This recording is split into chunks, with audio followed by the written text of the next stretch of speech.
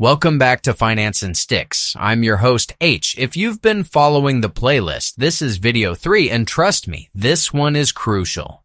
Today, we're talking about something every smart investor must understand before putting money anywhere.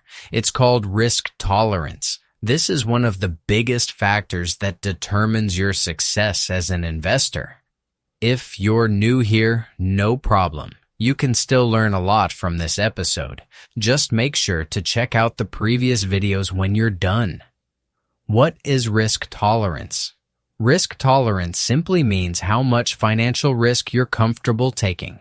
Or, in other words, how much can you lose before you start panicking?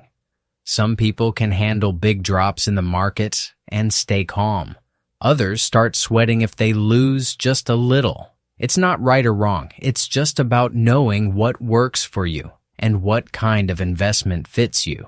Understanding your personal risk tolerance helps you avoid emotional decisions like panic selling or buying based on hype. Why risk tolerance matters. Let's say two people invest the same amount of money. One is comfortable with risk and the other isn't. When the market crashes, the second person sells out of fear and locks in a loss. The first one stays calm, rides it out, and eventually sees their investment grow. This is why risk tolerance matters.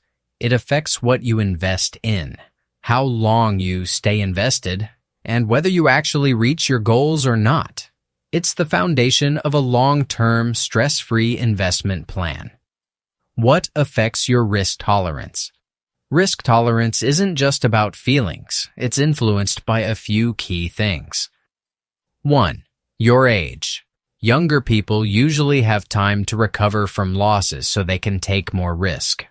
Older people may want more stability and less exposure to risky assets because they might not have enough time to bounce back like younger investors can.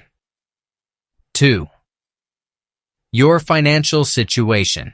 If you have a steady income, emergency savings, and low debt, you might handle risk better.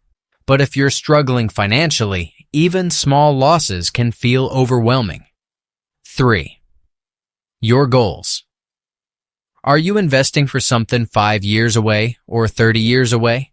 Short-term goals need safer investments. Long-term goals can handle more volatility. 4. Your personality. Are you someone who stays cool under pressure, or do you get anxious when things go south? Be honest with yourself. Investing isn't about pretending to be fearless. How to know your risk tolerance. You might be asking, so how do I figure out my risk tolerance? Here are 3 simple ways. 1. Take a risk tolerance quiz. There are many free tools online where you answer questions and get a risk profile. Low, medium, or high.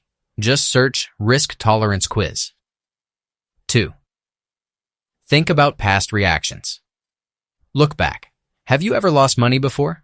How did you feel? Did you panic? Your emotional response is a big clue. 3. Test small. Try investing small amounts in different assets, stocks, mutual funds, crypto. See how you feel when the price moves up or down. This will teach you a lot. Matching risk with investments. Once you understand your risk tolerance, you can start matching it to the right types of investments. For low risk tolerance, stick to savings, bonds, or stable dividend-paying stocks. For medium risk tolerance, go for a mix of stocks, ETFs, and maybe some real estate. High risk tolerance. You might be comfortable with growth stocks, crypto, or even startups, but only if you understand the risks. The key is alignment. Your investments should match your comfort level so you can stay consistent and avoid panic moves. At the end of the day, successful investing isn't about chasing the biggest returns. It's about finding what you can stick with through the ups and downs. In the next video, we'll talk about the types of investments, so make sure you don't miss that. If you found this video helpful, give it a like. Drop a comment telling me your risk level, low, medium, or high. and subscribe to Finance in Sticks so we grow this journey together. Stay wise, stay consistent, and I'll see you in the next one.